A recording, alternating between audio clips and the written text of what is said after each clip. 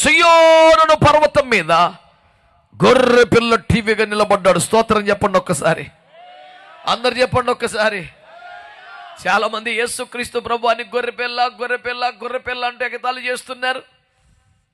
తల ఉంచుకొని పోతున్నందుక, కొడితే ఎదురు తిరగలేదు కనుకనా, గట్టిగా అవసరమైతే చంపేయగలవు కనుకనా, గట్టి పరకలు తినా దానికి ఏం పెద్ద మ్యాటర్ ఉంటుందనా?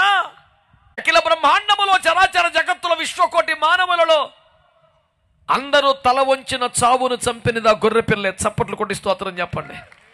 కొడతా పవర్ఫుల్గా లేదా మానే సప్పిడి దెబ్బలు కొడతావు. దేవునికి మహిమ కలుగునుగాక. అందరికీ భయము పుట్టించుతున్న వెక్కరిస్తున్నటువంటి భీకర గుర్రముగా ప్రత్యక్షమైనదా గొర్రెపిల్లే కదా.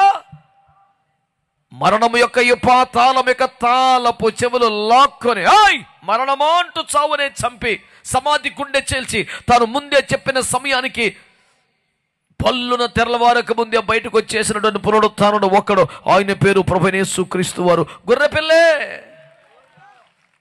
గొర్రెపిల్లే కదా అనుకున్నావా? సులువుగా మేకులు కొట్టచ్చు అనుకున్నావా? 3 మేకులు పిక్కోలేడు అనుకున్నావా? ఇప్పటికీ అంటున్నావా? మరణము యొక్క బలము ఇవన్నీ చేసిన వాడు ఒక్కడు. గొర్రెపిల్ల అనేది ఆయన బలము కాదు, బలహీనత కాదు, స్థాయి కాదు, హోదా కాదు. ఆయన మనుష్యుల పాపముల కొరకు బలెవ్వడానికి దిగి వచ్చిన సిలువ యాగ త్యాగ గడియలో అతని స్వభావానికి సూచనగా ఇవ్వబడిన బిరుదు మాత్రమే సుమా. అది బలహీనతగానో చేతగాని తనంగానో భావిస్తే హలో, ఆయనను పాపం జయించలేకపోయింది, ఆయనను సమస్యలు జయించలేకపోయాయి, సాతాను ఓడించలేకపోయాడు, మరణమే ఆపలేకపోయింది, సమాధి ఆపలేకపోయింది, పాతాళం బంధించి ఉంచలేకపోయింది.